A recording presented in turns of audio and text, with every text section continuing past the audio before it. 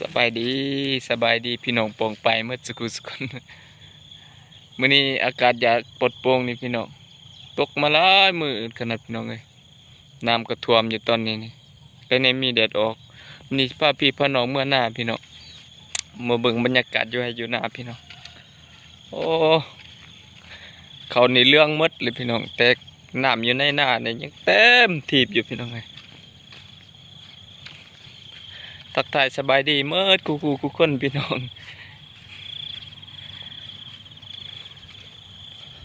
มื้อนี้สิพาพี่พาน้องไปทุ่งไร่ทุ่งนาพี่น้องเอ้ยว่าสิเป็นจังไดบรรยากาศอยู่ให้อยู่หน้าเอาไปลุ้นกันเลยพี่น้อง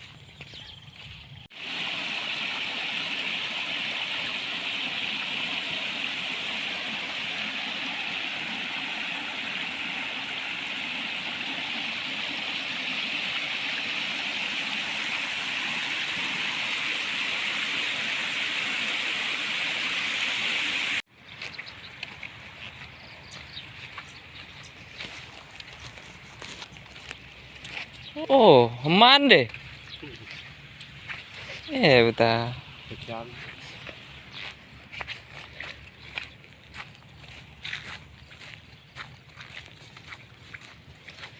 นี่ก็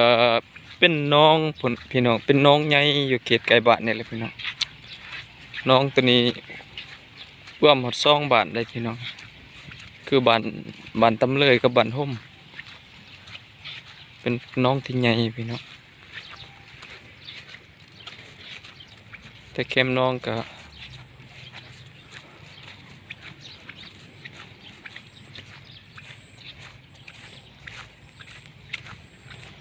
ตกย้ำแรงเขตนี้เขาก็อันนั้นก็กระปูมักโม่ใส่พี่น้องเพราะย้ำแรงประมาณส่งเดือน1เดือน2นี่เต็มรถมักโม่แถวนี้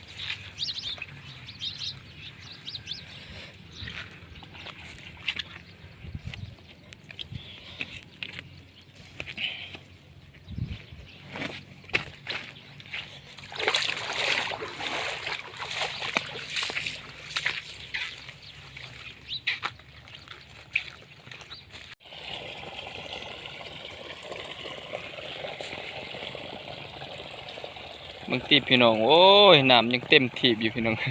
เขาวนี่จนสุกเลยเกี่ยวได้เลยพี่น้องเบิ่งพี่น้องเกี่ยวได้เลยแต่น้ำนี่ยังเต็มโอ้อุดมสมบูรณ์เลยพี่น้องพี่ น้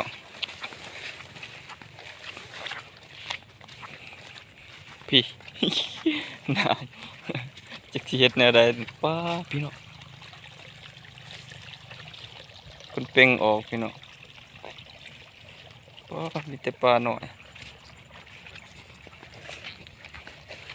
พี่เรื่องเมิดพี่น้องเอ้ยเป็นสิเอารถมาปั่นนี่จักสิเฮ็ดจะได้นี่พี่น้องพี่2 บอล3 บอลรับเองเป็นยังบ่อยู่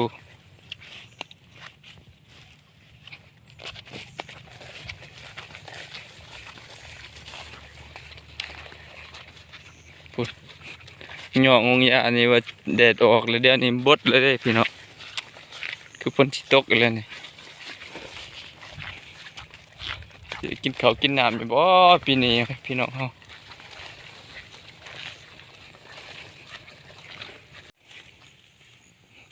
เห็นเราเกี่ยวปะนี่มาเป็นทิศ2 ทิศเลยได้นี่พี่น้องปะนี่พี่น้องเอ้ยพี่จนออกนอเลยพี่น้องโอ้ยเราเกี่ยวได้2 ทิศหรือว่าจากกินเราเกี่ยวปะฝนตกเลยพี่น้องตาเสียดายเขา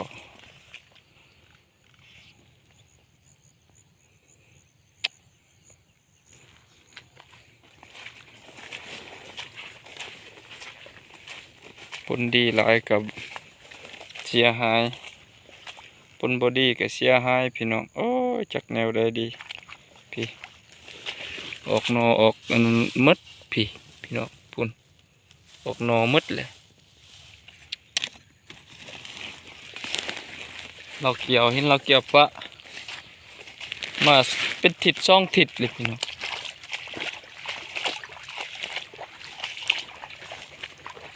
บริงี้ได้ยังพี่น้องเฮ้ย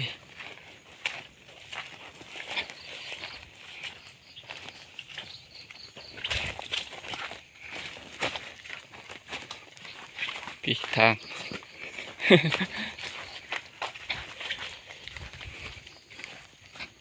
โอ้บรรยากาศคักอะไรพี่น้องเย็นๆ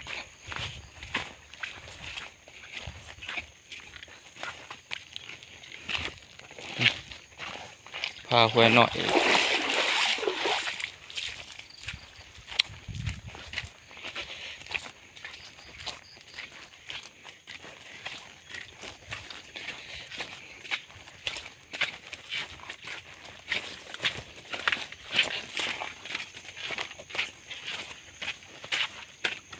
พี่หอดทงที่สองพี่น้องโอ้ทางนี้แห้งสุกคักเลยพี่น้องเต็มทีบเลยได้เนี่ยพี่โอ้เขาหนาพี่นี่แต่งามเลยพี่น้องผลแห้งทางนี้แห้งคักจนจะเป็นตัวเขียวมันจะเรื่องผลพี่น้องโอ้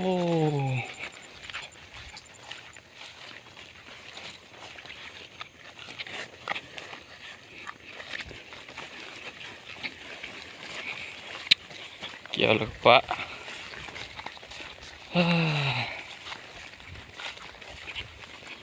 ฝ่าฝนสนทานี่เนาะพูนเขาเกี่ยวอีถึงพี่น้องเห็นบอกพี่น้องพูน